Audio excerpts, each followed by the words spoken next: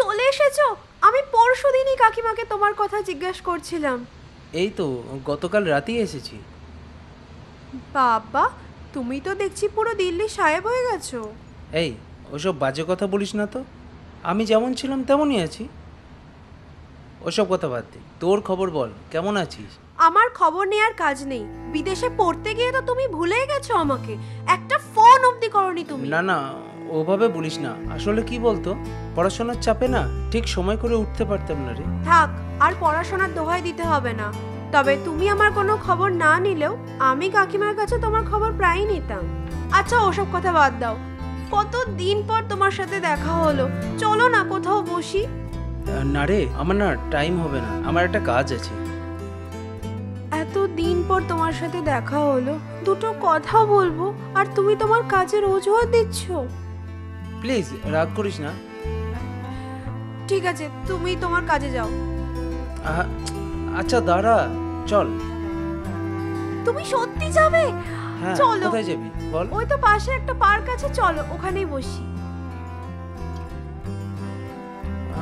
এক মিনিট, একটা কথা জিজ্ঞাসা করবো।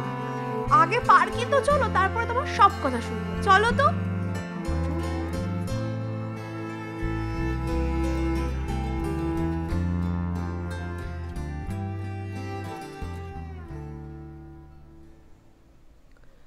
চলো এখানেই বসি।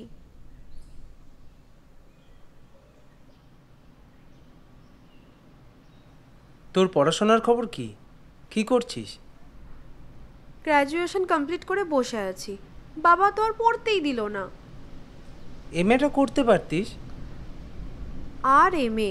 জানো, বাবা তো পাত্র খোঁজাখুঁজি করছে আমার বিয়ের জন্য। আমি পরিষ্কার জানিয়ে দিয়েছি যে আমি এখন বিয়ে করতে পারবো না, কারণ আমি একজনকে ভালোবাসি। ঠিক আছে, বাড়িতে বলে তাকে বিয়ে করে নে, তাহলে তোর বাবাকেও আর কষ্ট করে পাত্র খুঁজতে হবে না। হ্যাঁ, তাকেই তো। কি হলো, তোর মুখটা ওরকম বাংলার পাঁচের মতো হয়ে গেল কেন? দূর ছাই, আমি তো তাকে বলতেই পারিনি যে আমি তাকে ভালোবাসি। নো প্রবলেম, এবার তার সামনে গিয়ে কথাটা বলেই ফেল, আমি তোমাকে ভালোবাসি, ব্যাস, প্রবলেম সলভ। হ্যাঁ, সেই চেষ্টাই তো করছি। আর তাছাড়া তো এখনো সেরকম সুযোগ হয়নি, তাই ভাবছি এবার সাহস করে বলেই দেব। তুমি হাসছো? আমাকে দেখে তোমার খুব হাসি পাচ্ছে? আমি মরছি নিজের জ্বালায়, আর উনি হেসে গড়িয়ে পড়ে যাচ্ছেন। আচ্ছা আচ্ছা ঠিক আছে, এবার তার সামনে গিয়ে মনের কথাটা বলে ফেল। একদম ঠিক বলেছো। এবার আমি তাকে বলেই দেব যে আমি তোমাকে। এক মিনিট, একটা কথা জিজ্ঞাসা করব। ও হ্যাঁ, তুমি যেন তখন কি একটা জিজ্ঞাসা করছিলে? ও হ্যাঁ, তুই পর্ণার কোনো খবর জানিস? ও কেমন আছে, কি করছে? চলো না কোথাও বসি। না রে, আমার না টাইম হবে না, আমার একটা কাজ আছে। তুমি পর্ণার সাথে দেখা করতে যাচ্ছিলে, তাই না? তুমি পর্ণাকে ভালোবাসো? না, তেমন কিছু না, আসলে অনেকদিন পর্ণার সাথে দেখা হয়নি তো।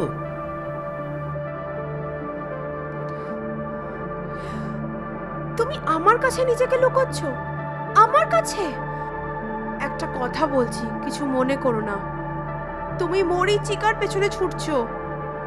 আচ্ছা, আমাকে একটা কথা বলো, তুমি যে পর্ণাকে ভালোবাসো, আদৌ জানার চেষ্টা করেছো যে পর্ণা তোমাকে ভালোবাসে কিনা? না, জানি না, জানি না ও আমাকে সত্যি ভালোবাসে কিনা। হয়তো বাসে না, কিন্তু কেন জানি না ওকে একটু দেখতে ইচ্ছে করে। হয়তো ওর মনে আমার জন্য এক বিন্দু জায়গা নেই, তবুও তুমি তোমাকে ওর জন্য নিঃশেষ করে দেবে বলো? আর যে মেয়েটা তোমাকে এত ভালোবাসে, তোমার চিন্তা করে, তোমার আশায় পথ চেয়ে বসে থাকে, তাকে তুমি চিনতেও পারলে না। ঐশী, তুই আমাকে ভালো? হ্যাঁ অর্কদা, আমি তোমাকে ভালোবাসি। আমি তোমাকে খুব ভালোবাসি।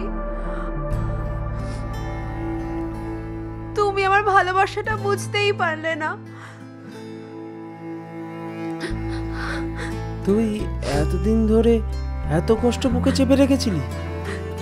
সত্যি ঐশী, আমার চোখ থাকতেও আমি অন্ধ ছিলাম।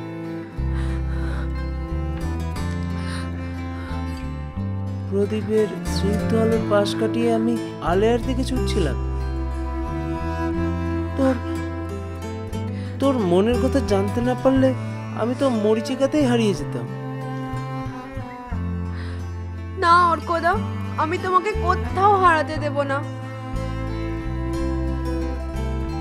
তোমাকে কথা দিলাম।